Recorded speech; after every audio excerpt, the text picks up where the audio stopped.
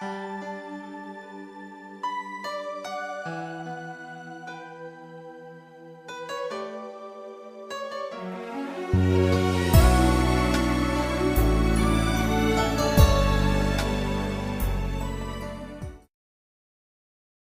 유학 생활을 할 때 단칸방에서 방 한 칸짜리 집에서 살았습니다. 좀 불편한 건 있었는데 익숙해져서 별로 불편함이 없었어요. 그런데 아무래도 주거 환경이 좀 그래서 손님들을 초대하지는 못했습니다. 그런데 살면서 주변의 사람들과 교제를 하다 보니까 뭐 어쩔 수 없이 차 한두 잔 하고 가시는 분들이 몇 명이 생겼어요. 그런데 저희 집하고 가장 가까운 거리에 사는 한 집사님이 저에 대해서 엄청난 부정적인 얘기를 제 아내에게 합니다.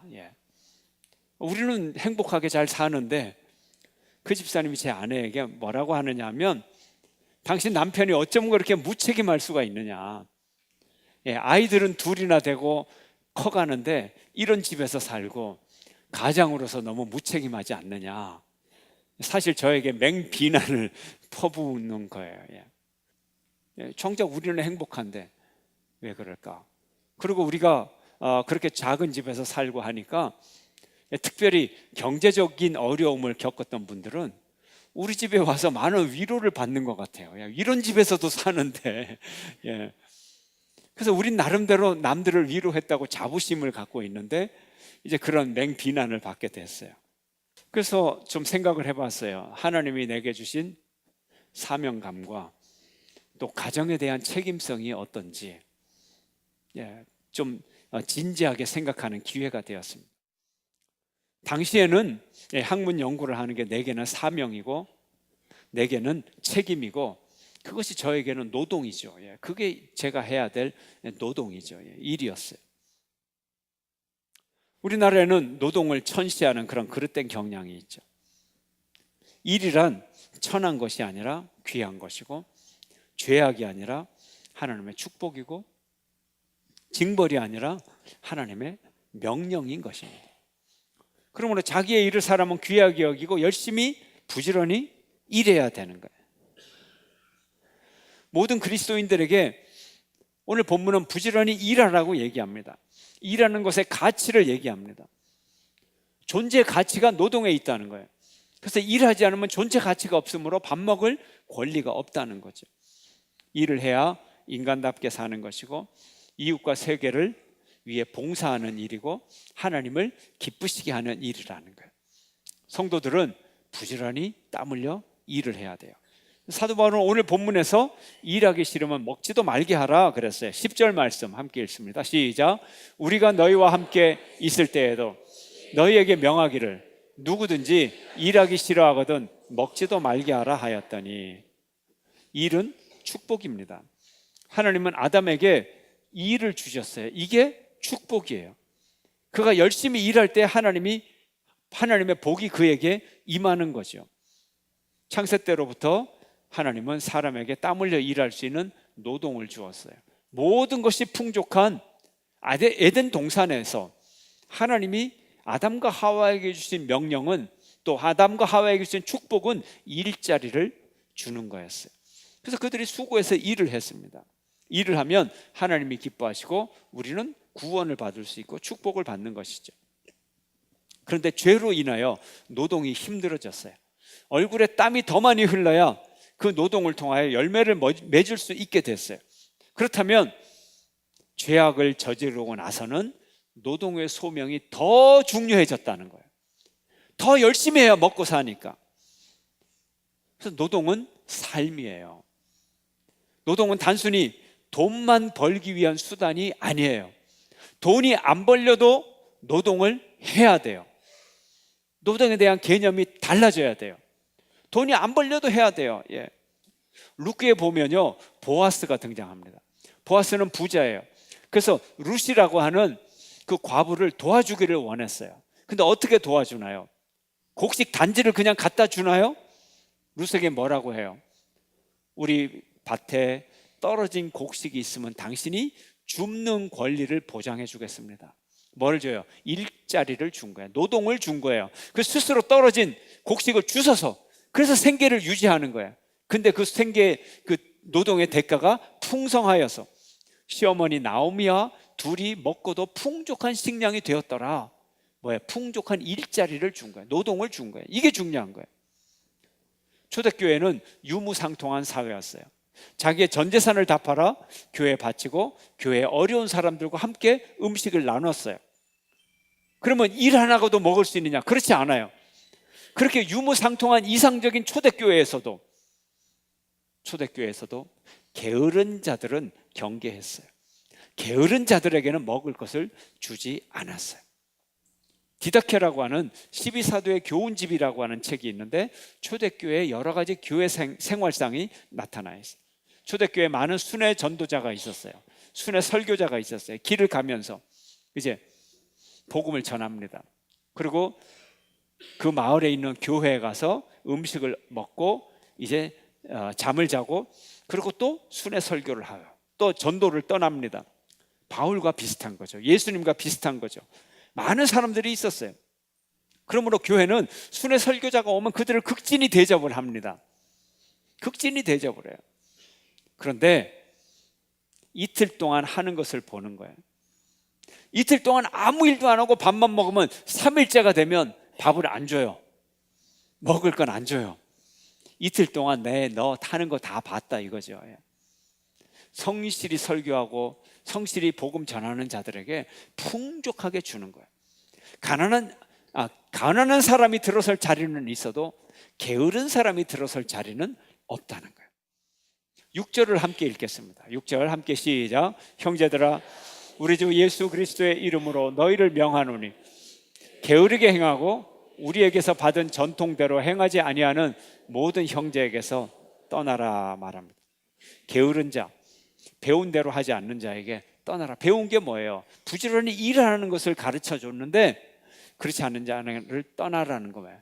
떠나게 하라. 관계를 맺지 마라. 사람의 관계는 유유상종이에요. 처음부터 비슷한 사람을 만나게 되어 있어요. 그리고 처음에는 비슷하지 않더라도 항상 상종을 하면 같은 부류가 될 수 있는 거예요. 나쁜 것을 배우게 되는 거예요. 떠나게 하라. 멀리 하라. 관계를 맺지 마라. 사도 바울의 이 교훈인 것입니다. 물론 데살로니가 교회에 있는 교우들, 게으르다고 하는 교우들, 알고 보면 나름 이유가 있더라는 거예요. 근데 그 이유도 그냥 개인적인 핑계가 아니라 아주 합리적인 교리상의, 이 믿음의 신앙상의 이유가 있더라는 거예요. 이들이 왜 일을 안 하게 되었느냐 하면 주님께서 곧 오시겠다 하니까 지금 당장 오실 것이라고 그렇게 이해를 했던 거예요. 불량한 이유가 아니라 나름 믿음의 이유 때문에 그런 거예요. 예수님이 곧 오신다는 것을 정말로 그 말 그대로 지금 당장 오신다고 믿었다는 거예요. 그래서 그 사람들 중에는요, 오늘날 우리 군인들이 비상근무를 합니다. 비상근무할 때 어떻게 해요? 군장 다 꾸려놓고 전투복 다 입고 군화까지 신고 그리고 잠깐 눈을 붙이는 거예요. 이게 비상대기를 하는 거예요. 이렇게 했다는 거예요. 정말 옷도 안 벗고 잠을 잤다는 거예요, 이 사람들이. 예? 바로 그런 상황 속에서 말하는 거예요. 믿음을 빙자로 책임 회피는 참 믿음이 아니라는 거예요. 신앙을 핑계로 게으름은 합리화될 수 없다는 거예요. 우리 신앙인은 주님의 종말을 기다리지만 자신의 삶에 최선을 다하는 삶을 살아야 되는 거예요. 자기의 책임을 감당하는 성도가 되시기를 주의 이름으로 축원합니다. 책임을 감당하는 방법은 배운 대로 하면 된다는 거예요. 누구한테? 사도 바울한테 배운 대로, 예수님에게 배운 대로 하면 된다는 거예요. 전통 속에 있으면 된다는 거예요. 오늘 9절 말씀 함께 읽겠습니다. 3장 9절 함께 시작. 우리에게 권리가 없는 것이 아니요 오직 스스로 너희에게 본을 보여 우리를 본받게 하려 함이라. 본을 보였어요. 배운 대로 하면 된다는 거예요. 단순히 재림의 문제가 아니라 우리의 삶의 모든 삶에 적용돼요. 배운 대로 하면 되는 거예요. 예수님도 승천하시기 전에 제자들에게 말씀하셨어요. 마태복음 28장 20절 함께 시작. 내가 너희에게 분부한 모든 것을 가르쳐 지키게 하라. 볼지어다 내가 세상 끝날까지 너희와 항상 함께 있으리라 하시니라. 모든 것을 가르쳐 지키게 하라. 이게 제자의 삶이에요. 배운 대로 사는 거, 그리고 배운 대로 지키는 거, 가르치는 거. 배운 대로 지켜야 되고 지킬 때까지 잘 가르쳐야 되는 거예요. 이게 중요한 거예요. 야고보는 뭐라고 합니까? 행함이 없는 믿음은 죽은 믿음이다. 행하지 않으면 자기를 속이는 자가 된다. 야고보서 1장 22절 함께 읽습니다. 시작. 너희는 말씀을 행하는 자가 되고 듣기만 하여 자신을 속이는 자가 되지 말라 했어요. 사도 바울은 자비랑 목회를 했어요. 자기가 필요한 것을 자기가 벌고 그 모습을 모범으로 보여줍니다. 그 이유는 교회에 부담을 주지 않으려고 주야로 열심히 수고롭게 일을 했어요. 바울은 말 그대로 텐트 미니스트리를 했어요. 텐트 만드는 전문가였어요. 그래서 생활비를 텐트 만들어서 생활비를 버는 노동의 모범을 보였어요. 실제로 고린도에 있을 때 천막 공장을 운영하는 브리스길라와 아굴라 부부와 동업이 되어서 함께 일을 했던 것입니다. 오늘 본문 7절 함께 읽겠습니다. 7절 시작. 어떻게 우리를 본받아야 할지를 너희가 스스로 아나니 우리가 너희 가운데서 무질서하게 행하지 아니하며. 본을 다 잘 보여줬다는 거예요. 잘 보여줬어요. 8절 말씀 함께 시작. 누구에게서든지 음식을 값없이 먹지 않고 오직 수고하고 애써 주야로 일함은 너희 아무에게도 폐를 끼치지 아니하려 함이니. 아멘. 바울이 어떻게 했다고요? 8절에 음식을 공짜로 먹은 일이 없다는 거예요. 공짜로 얻어먹은 일이 없어요. 대가를 지불했어요. 두 번째, 수고했어요. 세 번째, 주야로 일했어요. 네 번째, 아무에게도 폐를 끼치지 않았어요. 내가 이렇게 살았다, 이렇게 보여주지 않았느냐. 본을 본대로 하라는 거죠. 이게 바른 삶이라는 거예요. 바른 삶의 본을 따르라는 거죠. 바로 이것이 성도의 삶인 것입니다. 여러분들은 성경을 통하여 또 믿음의 선배들을 통하여 배운 대로 행하시고 본대로 행하는 여러분 되시기를 축원합니다. 바울을 본받은 것처럼 너희도 나를 본받으라 그랬어요. 오리를 보세요. 오리 어미가 앞을 가면 그 어미를 보고 새끼들이 그 뒤를 그대로 쫓아가요. 목자를 보십시오.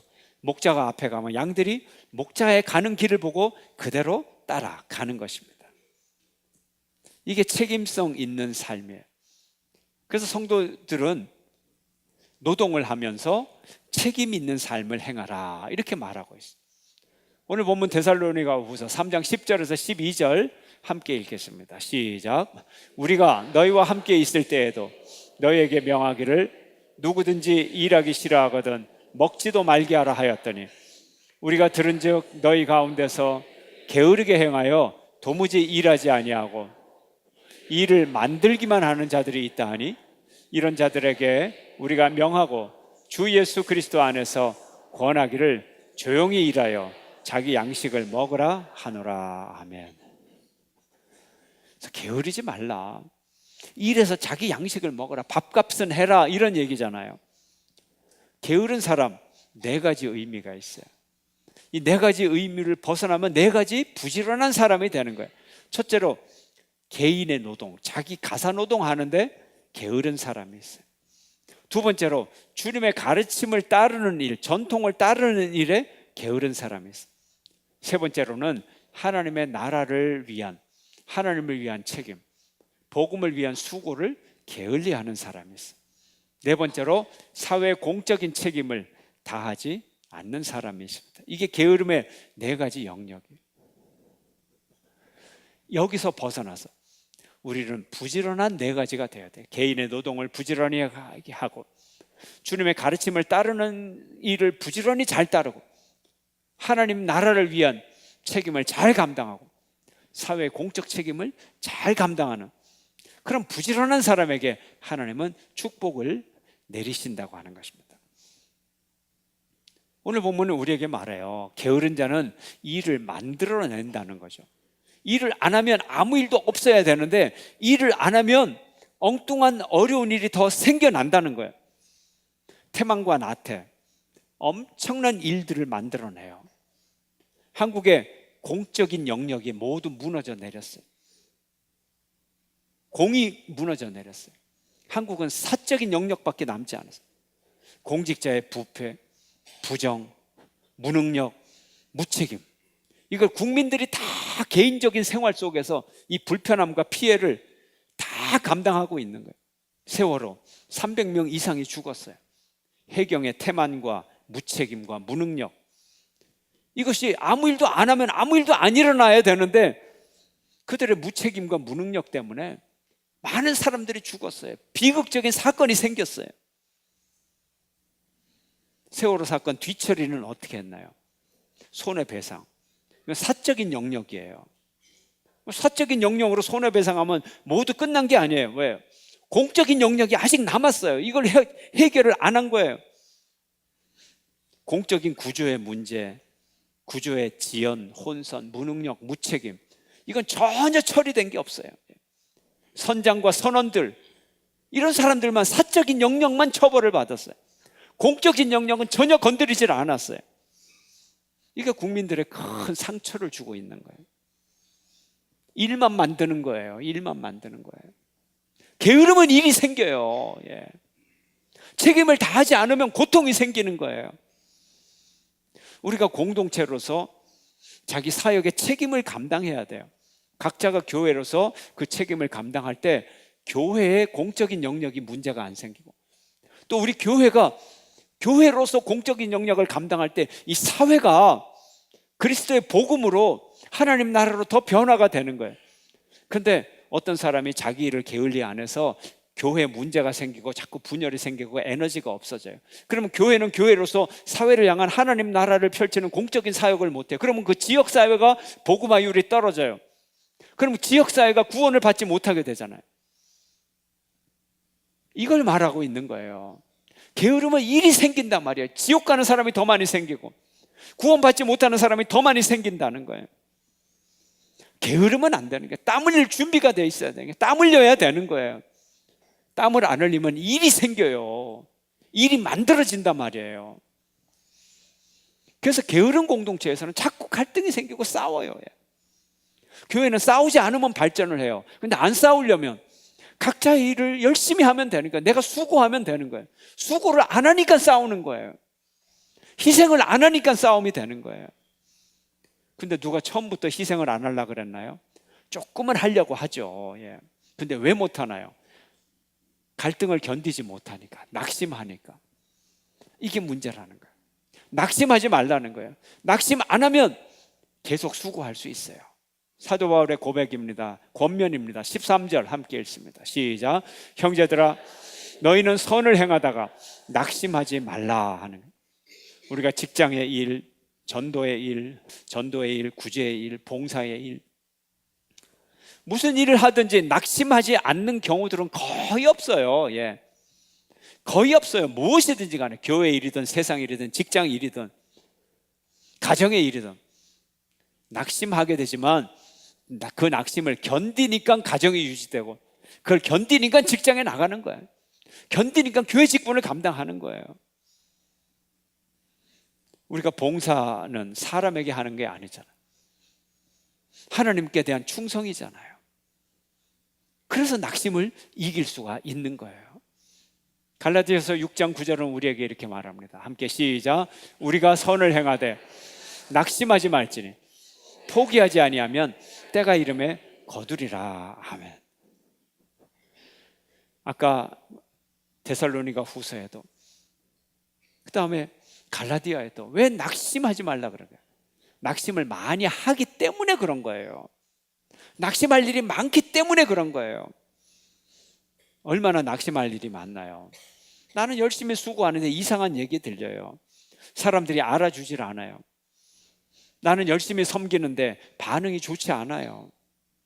그럼 마음속에 뭐라 그래요? 내가 바본가? 다시는 하지 말아야 되겠다, 이런 생각이 들죠. 그러나 낙심하지 않는 사람은 그럼에도 불구하고 그 일을 계속 섬겨야 되는 거예요. 그 일을 계속 섬겨야 돼요.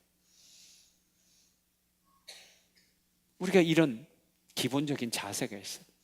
우리가 이런 어떤 사명에 대한 확신과 이런 마음의 든든함이 있어야 돼요. 교회의 사명, 세상의 사명 다 마찬가지예요. 다 마찬가지. 한 청년이 오토바이를 타고 가다가 노인이 쓰러져 있는 걸 발견하고 구조대를 불렀어요. 그래서 병원에까지 모시고 갔어요.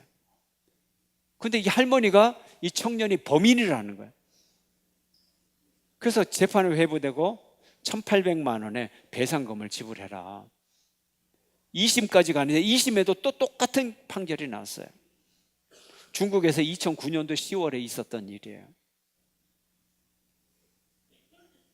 자, 이 사건이 기사화가 됐다면 대법원에서 뒤집어졌다는 얘기예요. 진실이 밝혀졌다는 얘기예요. 이렇게 억울한 일을 당하면 어떻게 해야 돼요? 그렇다고 해서 교통사고 당한 할머니를 그냥 앞으로 내버려 둬야 되나요? 나도 당할 수 있다고?